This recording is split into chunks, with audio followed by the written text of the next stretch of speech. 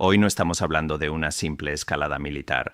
Estamos hablando de un evento que, según los informes, habría cambiado el equilibrio de poder en cuestión de minutos. En apenas 90 minutos, una operación coordinada habría sido suficiente para desestabilizar estructuras militares completas, dejando a una de las fuerzas más avanzadas de la región en una situación crítica de funcionamiento.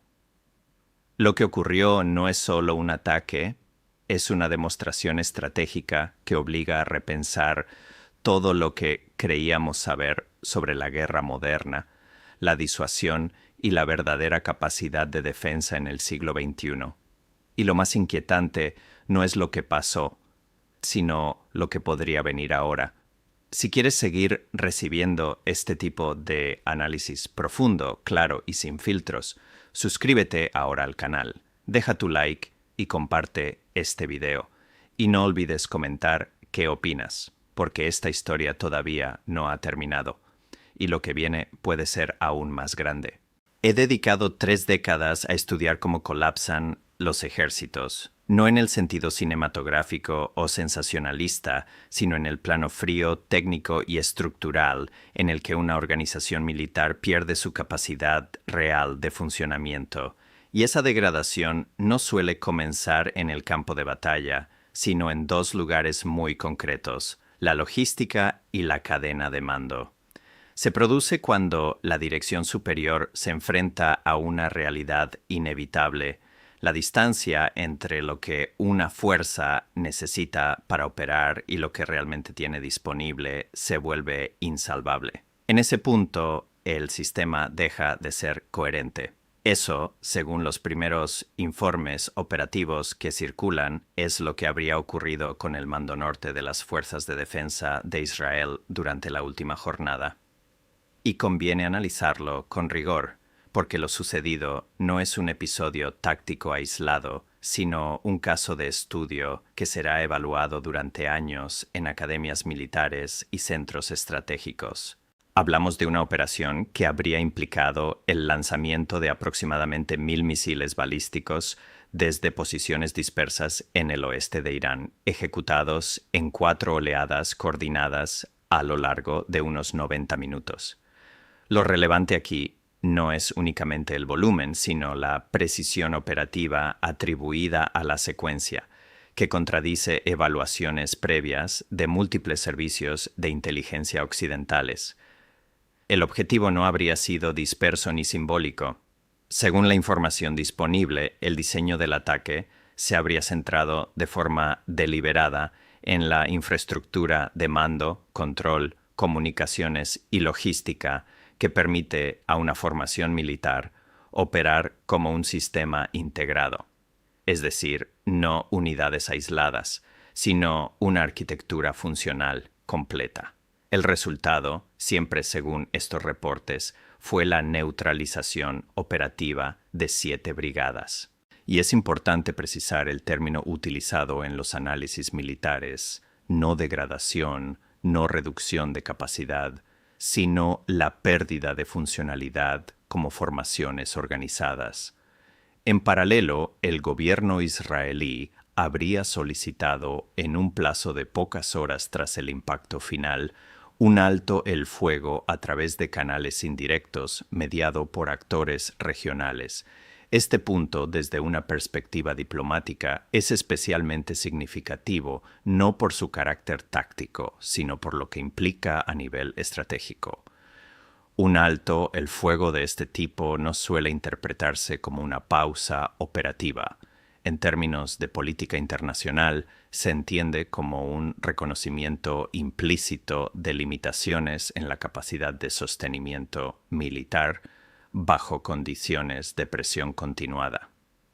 Desde la óptica del análisis estratégico, este tipo de decisiones rara vez se toman de forma aislada, reflejan un cálculo más amplio, la evaluación de que continuar la confrontación podría generar costes superiores a cualquier beneficio militar alcanzable en ese momento. Es en este contexto donde la operación adquiere su dimensión real. No se trataría únicamente de un intercambio de fuego, sino de un punto de inflexión en la dinámica de disuasión regional. El ataque, de confirmarse los detalles técnicos, habría sido estructurado en fases claramente diferenciadas. La primera orientada a sistemas de mando y control, con el objetivo de interrumpir la capacidad de coordinación entre unidades.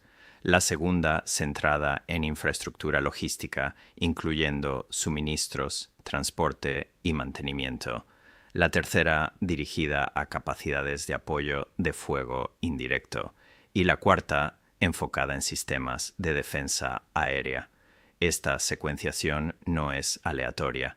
Responde a una lógica operativa diseñada para erosionar progresivamente la capacidad de respuesta del adversario, reduciendo su margen de reacción en cada fase sucesiva.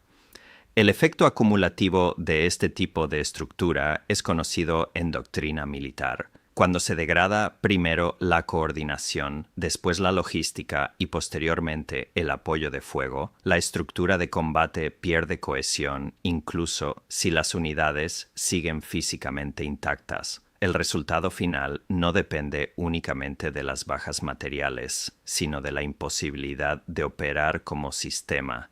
A partir de aquí, el análisis se desplaza inevitablemente hacia una cuestión más amplia. ¿Qué implica este tipo de capacidad ofensiva en el equilibrio regional y cómo reconfigura la percepción de disuasión entre actores estatales? Pero lo fundamental, desde el punto de vista estrictamente operativo, es entender que la guerra moderna no se decide únicamente por la destrucción física de fuerzas, sino por la interrupción de su arquitectura de funcionamiento. Y lo ocurrido en este caso, según las evaluaciones iniciales, representa precisamente ese tipo de interrupción a escala significativa. La segunda fase del ataque, según el material operativo disponible, se habría centrado en la infraestructura logística y de sostenimiento. Este es un aspecto que en muchos análisis públicos suele recibir menos atención que los sistemas de armas o los daños visibles, pero que en términos militares es absolutamente determinante. Hablamos de depósitos de munición, nodos de distribución de combustible, centros de mantenimiento de vehículos y, de forma especialmente relevante, las rutas de suministro que conectan la retaguardia con las unidades desplegadas en el frente. De acuerdo con los datos citados en los informes, una parte significativa de las principales rutas de abastecimiento habría quedado inutilizada como consecuencia de impactos directos en puentes, intersecciones clave y puntos logísticos críticos. La cifra que se maneja, 11 de 14 rutas principales afectadas, de confirmarse refleja no un daño colateral, sino una acción dirigida específicamente a la interrupción del flujo logístico. Desde un punto de vista estratégico, esto es crucial. Un ejército moderno no depende únicamente de su capacidad de combate inmediato, sino de su capacidad de reabastecimiento continuo. Cuando ese flujo se interrumpe, las unidades en el terreno comienzan a operar bajo restricciones progresivas, primero en movilidad, después en munición y finalmente en sostenimiento mecánico. La tercera fase habría estado dirigida a la estructura de apoyo de fuego. Esto incluye sistemas de artillería, lanzacohetes múltiples y, de forma igual de importante, los centros de dirección de tiro que permiten coordinar estos sistemas de manera eficaz. La pérdida de esta capacidad tiene dos efectos inmediatos. El primero es la reducción de la potencia de fuego indirecta disponible para las fuerzas en el terreno. El segundo, menos evidente pero igual de relevante, es la imposibilidad de coordinar respuestas de apoyo incluso cuando las comunicaciones básicas siguen operativas. En entornos de combate complejo, especialmente en terreno disputado, la artillería y el fuego de apoyo no son simplemente un complemento, son un elemento estructural de supervivencia táctica. Su neutralización modifica de forma directa el equilibrio en el campo de batalla. La cuarta y última fase del ataque habría estado dirigida a los sistemas de defensa aérea. En este caso se mencionan baterías de defensa de corto y medio alcance, incluyendo sistemas como Iron Dome y David's Sling, así como los radares integrados que proporcionan la imagen aérea del teatro de operaciones. La lógica de esta secuencia es especialmente relevante. Al situar la neutralización de la defensa aérea en la última fase, el diseño operativo habría permitido que los sistemas defensivos se vieran progresivamente saturados y degradados por oleadas anteriores, reduciendo su eficacia en el momento final del ataque. Este tipo de saturación escalonada es un principio conocido en doctrina militar contemporánea. La eficacia de los sistemas defensivos no depende únicamente de su capacidad técnica, sino de su capacidad de gestión bajo presión sostenida. El resultado, según los informes, habría sido una tasa de penetración superior en la fase final del ataque, precisamente cuando los sistemas defensivos operaban ya bajo carga acumulada. Es en este contexto donde se sitúa la situación de las brigadas afectadas. Las unidades mencionadas habrían perdido elementos críticos de su estructura operativa en distintas fases del ataque. En algunos casos, la interrupción de los centros de mando habría impedido la coordinación entre batallones. En otros, la destrucción de infraestructuras de comunicación habría aislado unidades enteras del nivel de mando superior. Y en otros, la pérdida de instalaciones logísticas habría limitado de forma inmediata la capacidad de movimiento sostenido. El resultado combinado de estos factores es lo que en términos militares se describe como pérdida de efectividad operativa. No implica necesariamente la destrucción física de las unidades, sino la imposibilidad de operar como formaciones coherentes dentro de un sistema de combate. Es importante subrayar este matiz, porque en el análisis estratégico moderno, la capacidad de combate no se mide únicamente en términos de fuerzas disponibles, sino en términos de coordinación, sostenibilidad y continuidad operativa. Desde esta perspectiva, la estructura del ataque descrito responde a una lógica clara. No se trata de desgastar gradualmente al adversario, sino de desarticular su sistema operativo en un periodo de tiempo extremadamente reducido. El uso de múltiples oleadas, cada una con un objetivo funcional distinto, refuerza esta interpretación. Primero se interrumpe el mando, después la logística, posteriormente el apoyo de fuego y finalmente la defensa aérea. Es una secuencia diseñada para reducir progresivamente la capacidad de reacción en cada etapa del proceso.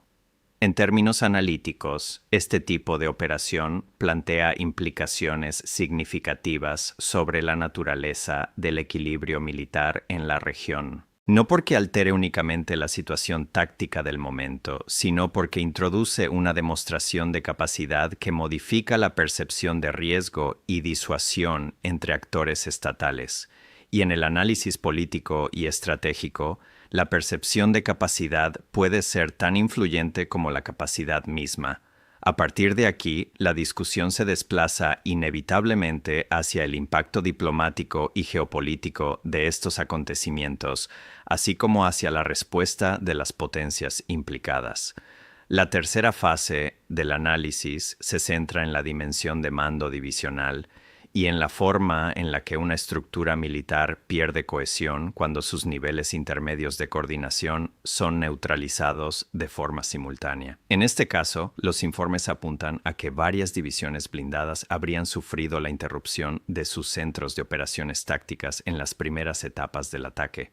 Este tipo de instalaciones no son simbólicas ni accesorias. Constituyen el núcleo desde el cual se dirigen movimientos, se asignan recursos y se coordina la acción entre unidades subordinadas. Cuando estos centros dejan de funcionar, las brigadas dejan de operar como parte de un sistema integrado. Aunque las unidades permanezcan físicamente intactas, su capacidad de actuar de forma coordinada se ve severamente limitada. En paralelo, la pérdida de estructuras de mando divisional habría provocado una ruptura en la cadena de decisión operativa. En términos prácticos, esto significa que las órdenes dejan de fluir de forma estructurada y coherente, y la toma de decisiones se fragmenta entre niveles desconectados. A esto se suma un segundo factor igualmente determinante, la degradación de las redes de comunicación y abastecimiento. En varios casos, las unidades habrían perdido acceso simultáneo a información operativa, coordinación logística y apoyo de mantenimiento.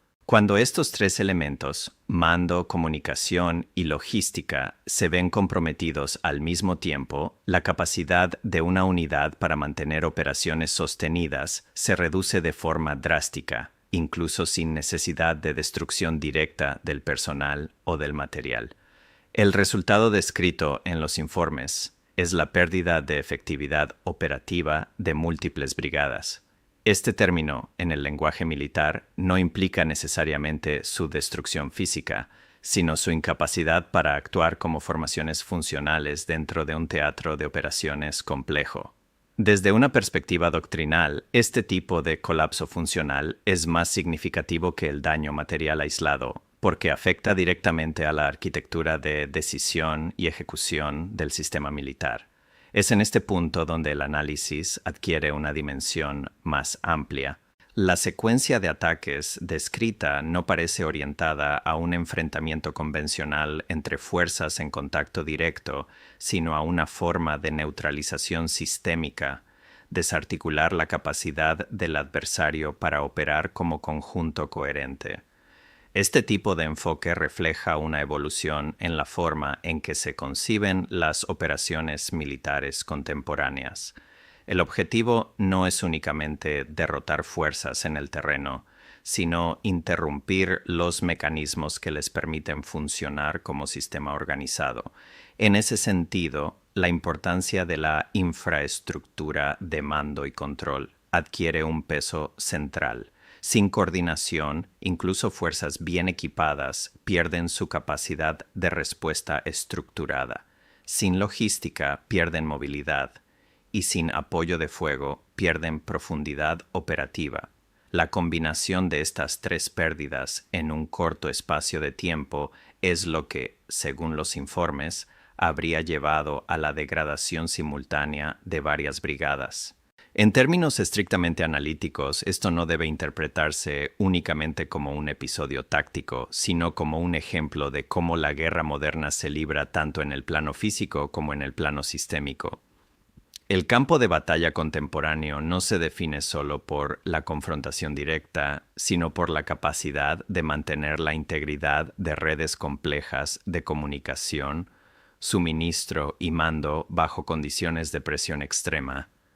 Cuando esa integridad se rompe, la estructura militar deja de comportarse como una entidad cohesionada y pasa a operar como un conjunto fragmentado de unidades desconectadas. Desde esta perspectiva, los acontecimientos descritos representan un caso de estudio relevante para entender la vulnerabilidad de las arquitecturas militares altamente interdependientes.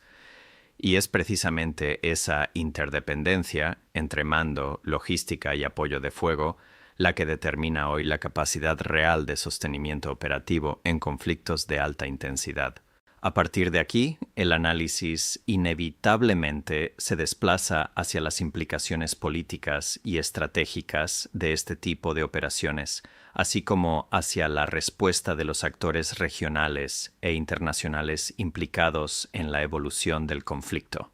La dimensión tecnológica de este tipo de operaciones no puede analizarse de forma aislada del contexto estratégico en el que se desarrollan. Según los informes disponibles, el sistema de misiles utilizado en la operación habría combinado distintas capas de navegación y guiado diseñadas para reducir la dependencia de sistemas de posicionamiento satelital tradicionales. Esto es un elemento relevante desde el punto de vista militar contemporáneo. Los sistemas de interferencia electrónica, como el bloqueo de señales GPS, han sido durante años una de las principales herramientas defensivas en conflictos modernos. Sin embargo, cuando un sistema de guiado integra navegación inercial, referencias del terreno y reconocimiento visual del objetivo en fase terminal, su vulnerabilidad a este tipo de contramedidas se reduce de forma significativa. En términos operativos, esto implica que incluso entornos altamente protegidos electrónicamente pueden presentar vulnerabilidades si el sistema de ataque no depende exclusivamente de señales externas. El resultado descrito en los análisis es una mayor precisión en los impactos finales, especialmente sobre objetivos estructurales específicos. Este nivel de precisión, de confirmarse, altera la evaluación tradicional sobre la eficacia relativa entre sistemas ofensivos y defensivos en escenarios de alta intensidad.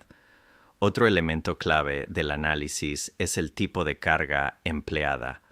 Los informes apuntan al uso de cabezas penetrantes diseñadas para impactar infraestructuras reforzadas. Este tipo de munición no está optimizado para efectos de área amplia, sino para la destrucción de objetivos protegidos, como centros de mando o instalaciones fortificadas. Desde una perspectiva estratégica, esto indica una orientación clara hacia la neutralización de capacidades estructurales, más que hacia la destrucción indiscriminada de superficie. El impacto acumulado de estas fases, según los datos recopilados, habría generado una alteración significativa en la capacidad operativa del sistema militar afectado. No se trata únicamente de pérdidas materiales, sino de una interrupción en la arquitectura de funcionamiento que sostiene la toma de decisiones y la ejecución táctica. En este punto, es importante subrayar que el análisis militar moderno no se limita a la evaluación de daños visibles. La verdadera métrica de efectividad se encuentra en la capacidad de una fuerza para mantener continuidad operativa bajo condiciones de presión sostenida. Cuando esa continuidad se interrumpe, el sistema entra en una fase de reorganización forzada en la que la coordinación se vuelve fragmentada y la respuesta pierde coherencia estratégica. Desde el punto de vista geopolítico, este tipo de acontecimientos tiene implicaciones que van más allá del teatro de operaciones inmediato. La demostración de capacidad ofensiva precisa, combinada con la aparente degradación de sistemas defensivos avanzados, influye directamente en la percepción de equilibrio de poder en la región. Esto afecta no solo a los actores directamente implicados, sino también a aliados, socios estratégicos y potencias externas que basan parte de su planificación en la estabilidad relativa del sistema de disuasión regional. En términos diplomáticos, episodios de esta naturaleza suelen desencadenar ajustes rápidos en canales de comunicación indirecta, así como evaluaciones urgentes sobre los márgenes reales de escalada. El elemento más significativo desde la perspectiva del análisis político no es únicamente el resultado táctico, sino la forma en la que ese resultado reconfigura las expectativas de comportamiento futuro entre los actores involucrados. Cuando un sistema de disuasión es puesto a prueba de forma visible, todas las partes implicadas reevalúan sus supuestos operativos. Y en ese proceso la estabilidad deja de depender exclusivamente de capacidades militares y pasa a depender también de cálculos políticos internos, presiones externas y límites de sostenibilidad. En este caso, la evolución posterior, incluyendo cualquier movimiento diplomático hacia la reducción de la escalada, será tan importante como el propio episodio militar para determinar la trayectoria del conflicto. Porque en la política internacional contemporánea, las consecuencias estratégicas no se definen únicamente en el momento del impacto, sino en la forma en que los estados reinterpretan ese impacto dentro de sus propios márgenes de decisión.